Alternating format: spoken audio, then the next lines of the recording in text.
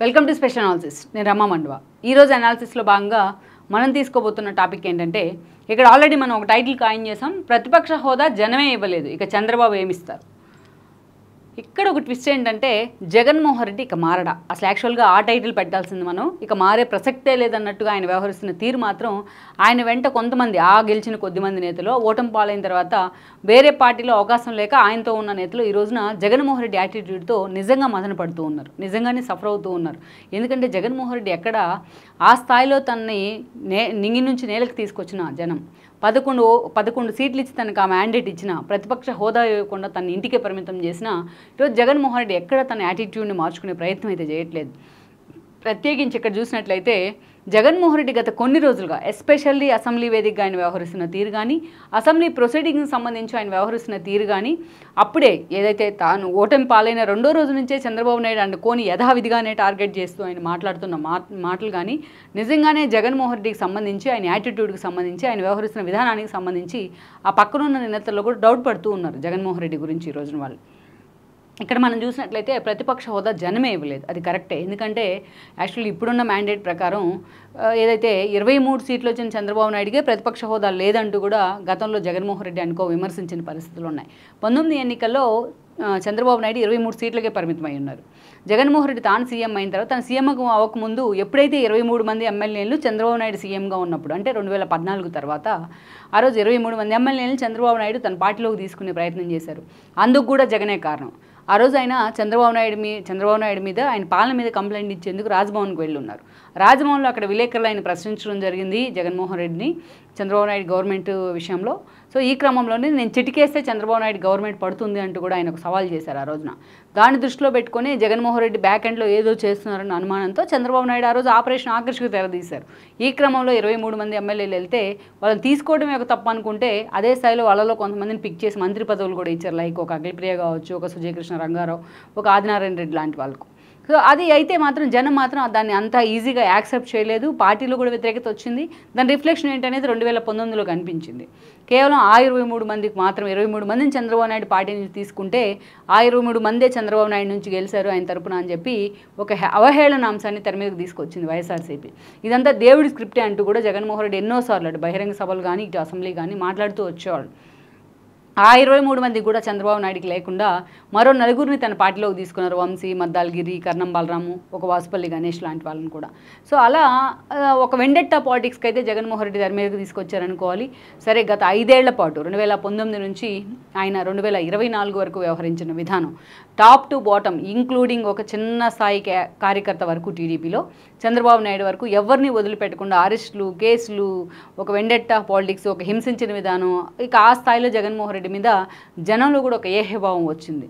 ఇక అదేవిధంగా ప్రజావేదిక కూల్చివేత్తో స్టార్ట్ అయిన ఆయన ప్రస్థానం రుషికొండ మొత్తాన్ని గుండుగొట్టించే వరకు, తనకు తెలియని ప్యాలెస్లు ఆ స్థాయిలో చంద్రబాబు కూడా తెలియదు, అంటే ప్రధాన ప్రతిపక్షానికి కూడా తెలియకుండా ఆ స్థాయిలో ప్యాలెస్లు నిర్మించే వరకు వెళ్ళింది. సో జనం కూడా ఆ స్థాయిలో ఈరోజు జగన్మోహన్ రెడ్డికి బుద్ధి చెప్పే ప్రయత్నం చేశారు. ఎలాగ చెప్పారు అంటే, నిజంగానే ఇది దేవుడి స్క్రిప్టే. కనీసం టీడీపీకి వచ్చిన 23 స్థానాలు కూడా జగన్మోహన్ రెడ్డికి రానివ్వకుండా కేవలం 11 సీట్లకు మాత్రమే పరిమితం చేస్తున్నారు. ఈరోజు చూసినట్లయితే మొత్తం టీడీపీ కూటమి, TDP and then Janasena, BJP కలిసి 164 స్థానాలు సాధించాయి. ఈ రోజున 164 స్థానాలు ఆ పార్టీకి వస్తే నిజంగా ఏదైతే జగన్మోహన్ రెడ్డి కేవలం 11 స్థానాలు ఇచ్చున్నారు.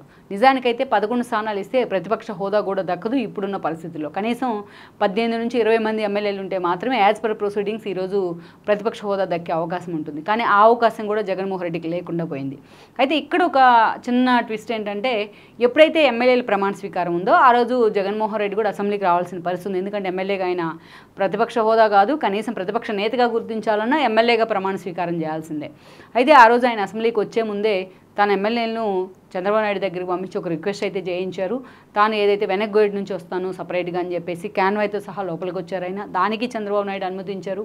ఇక మామూలుగా అయినట్లయితే ఆయన 11 సీట్లతో జనరల్గా అయితే ఆల్ఫాబెటికల్ ఆర్డర్లో ఎక్కడో ఆయన జే లెటర్ వచ్చినప్పుడు ఆయన ప్రమాణ స్వీకారం చేయాల్సి ఉంటుంది. కానీ ఎమ్మెల్యేలు అడిగారనే ఒకే ఒక కారణంతో చంద్రబాబు ఈ విషయంలో కూడా ఆయన ఎగ్జామ్షన్ ఇచ్చున్నారు. చంద్రబాబు నాయుడు ఆ రోజున మంత్రుల తర్వాత అండ్ దెన్ ప్రమాణ స్వీకారం చేయడానికి జగన్మోహన్ రెడ్డికి ప్రయారిటీ ఇచ్చున్నారు ఆ రోజున. మామూలుగా అయితే ఆయన లాస్ట్లో ఎక్కడో చేయాల్సిందే. ఈ విషయంలో కూడా చంద్రబాబు నాయుడు మీద విమర్శలు వచ్చాయి. అంత సోబర్గా ఎందుకు జగన్మోహన్ రెడ్డి మీద వ్యవహరిస్తున్నారని కూడా సొంత పార్టీ నేతలు కానీ క్యాడర్ కానీ అటు సోషల్ మీడియా వేదికగా తప్పుపట్టిన పరిస్థితి చంద్రబాబు నిర్ణయాన్ని. బట్ జగన్మోహన్ రెడ్డి తరహాలోనే తాను కూడా ఒక వెండటాకి వెళ్ళను అని ఒక మెసేజ్ ఇచ్చే ప్రయత్నం అయితే చేశారు ఇలాంటి అంశాల ద్వారా చంద్రబాబు నాయుడు. బట్ అయితే ఆ మరుసటి రోజే మనం చూసినట్లయితే జగన్మోహన్ రెడ్డి కాసేపే ఉన్నారు ఆ రోజున. తాను ప్రమాణ స్వీకారం చేసేటప్పుడు కూడా తడబడ్డారు. దెన్ అక్కడి నుంచి ఆయన వెళ్ళిపోయినారు. అక్కడి నుంచి వెంటనే వెళ్ళారు.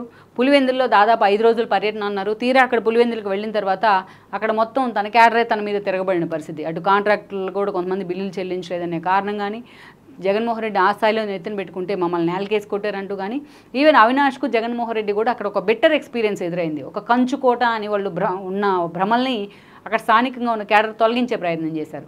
అందుకే 5 రోజులు అనుకున్న పర్యటన కేవలం 2 రోజులు ఆయన పర్యటన చేసి మిగతా వెనక్కి వచ్చేసేయటం జరిగింది.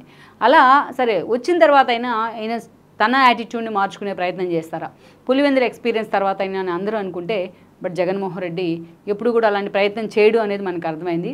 ఒక లేఖ రాశారు ఆయన స్పీకర్ను చంద్రబాబు నాయుడును ఉద్దేశించి. ఇప్పుడు మీరు అసెంబ్లీలో మంత్రుల తర్వాత నన్ను ప్రమాణ స్వీకారం చేయించారు, సో అది తప్పు అంటూ కూడా ఆయన మాట్లాడారు. ఒకటి ఆయన రాసిన లెటర్లో అత్యంత కీలకమైన అంశం. అది కూడా ఎక్కడా కూడా ఇట్లా ప్రమాణ స్వీకారం చేయాలనేది ఎక్కడా లేదు. ఎందుకంటే అని ఆయన చెప్తూ వచ్చారు. దాంట్లో ఏం చెప్పారు అంటే, గతంలో పర్వతనేని ఉపేంద్ర దగ్గర నుంచి అనేక మంది ఎగ్జాంపుల్స్ని కోట్ చేస్తూ అవన్నీ అబద్ధాలైనా అవి నిజమే అన్నట్టు కూడా ఆ లెటర్లో ఆయన రాయడం జరిగింది. ఎక్కువ మంది సభ్యులు ఉమ్మడిగా పోటీ చేశారు కాబట్టి మిగతా పార్టీలు అన్నిటి ఇండివిజువల్గా చూడలేం, బీజేపీ, జనసేన, టీడీపీని. సో ఉమ్మడిగా కలిసే పోటీ చేశారు కాబట్టి ఆ కూటమి తర్వాత అతిపెద్ద పార్టీ ఉంది వైఎస్ఆర్సీపీనే. సో నన్ను ప్రతిపక్ష నేతగా గుర్తించాల్సిందే అనేది ఒకటి డిమాండ్ అయితే, దాంట్లో మంత్రుల తర్వాత తనని చేయించి తనను అవమానించారు అనేది రెండో మాట. అండ్ దాని మూడోది ఏంటంటే, ఆ చంద్రబాబు నాయుడు ఇక ముందు నాకు ఇలా చూస్తూ ఉంటే ప్రతిపక్ష నేతగా కూడా అవకాశం ఇచ్చే పరిస్థితి కనిపించట్లేదు, అలాంటప్పుడు నేను అసెంబ్లీకి ఎందుకు రావాలి అంటూ కూడా ఆయన తాను అసెంబ్లీకి ఇక ముందు రాను అని ఒక మెసేజ్ని ఈ లెటర్ ద్వారా చెప్పే ప్రయత్నం అయితే చేస్తూ ఉన్నారు. సో చంద్రబాబు నాయుడు అంతగా తాను తగ్గి జగన్మోహన్ రెడ్డి కోరిన కోరికలు తీర్చి ఈరోజు ఆయనకి ప్రయారిటీ ఇచ్చే ప్రయత్నం చేసినా, ఈరోజు జగన్మోహన్ రెడ్డి తిరిగి చంద్రబాబు నాయుడు మీద, అదేవిధంగా కొత్తగా ఎంపికైన స్పీకర్ అయ్యన్న పాత్రుడి మీద ఒక బురద జల్లే విధంగా, స్పీకర్ చైర్ని తప్పు పట్టే విధంగా ఆయన వ్యవహరించిన తీరుతో ఈరోజు టీడీపీ మొత్తం టాప్ టు బాటమ్ ఒక షాక్లో ఉందనుకోవాలి. ఇంకా సెటైర్లు పేలుతూ ఉన్నాయి.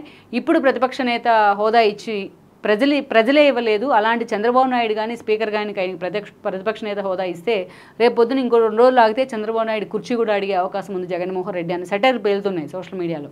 అందులో వాస్తవం కూడా ఉంది.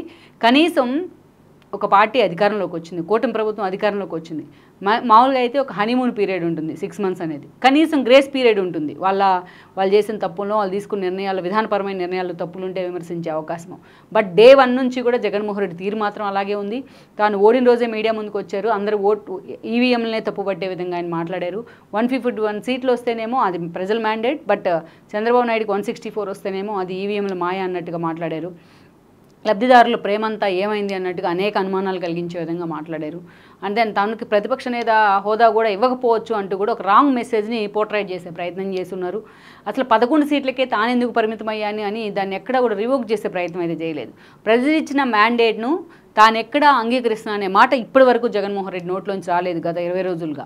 అంతేకాదు ప్రతిపక్షం అంటేనే వాచ్ డాగ్స్, అది 1 సీట్ అయినా 11 సీట్లైనా 23 సీట్లైనా మేము వాచ్ డాగ్స్గా ప్రజల తరపున పనిచేస్తామనే మాట జగన్మోహన్ రెడ్డి నోటి వెంట రాలేదు. పైగా తనకి అసెంబ్లీలో అన్ని రకాలుగా ఎగ్జామ్షన్ ఇచ్చిన చంద్రబాబు నాయుడిని స్పీకర్ని తప్పుపట్టేలాగా ఈరోజు జగన్మోహన్ రెడ్డి మాట తీరుంది. సో ఒక మాటలో చెప్పాలి అంటే, తాను అసెంబ్లీకి వెళ్తే తనకు అవమానాలు తప్పవు అన్న ఆలోచనతోనే జగన్మోహన్ రెడ్డి ముందుగానే ఆ బురదను తీసుకెళ్లి బురదని వాళ్ళ మీద గుమ్మరించే ప్రయత్నం చేస్తున్నారు అనేది ఒక చర్చ. అయితే ఇక్కడ జగన్మోహన్ రెడ్డి గుర్తుపెట్టుకోవాల్సిన ఒక అంశం ఏంటంటే, చంద్రబాబు నాయుడు స్పీకర్ దాకా వెళ్లాల్సిన అవసరం లేదు. ఈరోజు ప్రజలే ఇవ్వలేదు ఆయనకు మ్యాండేట్. ఈ జగన్మోహన్ రెడ్డి మాకొద్దు అంటూ కూడా 11 సీట్లకు, అసలు ఒక దశలో సింగిల్ డిజిట్కే పరిమితం అవుతారు అనుకున్నారు. బట్ లాస్ట్లో లక్కీగా 11 సీట్లు వచ్చాయి. ఆ 11 సీట్లకు మాత్రమే వాళ్ళని పరిమితం చేశారంటే ప్రజలే అనుకున్నారు జగన్మోహన్ రెడ్డి మాకు ప్రతిపక్ష నేతగా వద్దు, ఆయనకు ఆ హోదా కూడా కరెక్ట్ కాదు, ఆయనకు ఆ హోదా పనికిరాదు అనేది. సో చంద్రబాబు నాయుడు స్పీకర్ ఇవ్వాల్సిన అవసరమే లేదనేది టీడీపీ నేతల్లో ఉన్న చర్చ. మరి లెట్స్ సీ, మరి జగన్మోహన్ రెడ్డి దీని మొత్తాన్ని కూడా ఏదైతే అసలు ఉన్నదాన్ని లేనిగా లేని దాన్ని ఉన్నదానిగా చూపిస్తూనే 2019లో ఎలా అయితే లబ్ధి పొందారో అప్పుడు కనీసం కొంచెం ఎగ్జామ్షన్ ఇచ్చారు పాదయాత్రలో ఉన్న కారణంగా. లాస్ట్లో ఒక 2 years మాత్రమే ఆ స్థాయిలో దాడి జరిగింది టీడీపీ మీద. ఈరోజు డే 1 నుంచే తను ఓటమి పాలైన డే 1 నుంచి ఆయన స్టార్ట్ చేసిన విధానం మాత్రం అసలు నిజంగానే టీడీపీ నేతలు కూడా ఇది ఎక్స్పెక్ట్ చేయలేదని అనుకోవాలి ఇన్ని ఎక్స్పీరియన్స్ల తర్వాత కూడా. మరి ఇలాంటి యాటిట్యూడ్ చూపిస్తున్న జగన్మోహన్ రెడ్డి విషయంలో టీడీపీ కానీ అటు జనసేన బీజేపీ కూటమి ప్రభుత్వం ఎలా వ్యవహరిస్తుంది అనేది మనం చూడాల్సింది. ఈ వీడియో మీకు నచ్చినట్లయితే please share, like and subscribe R24 Telugu.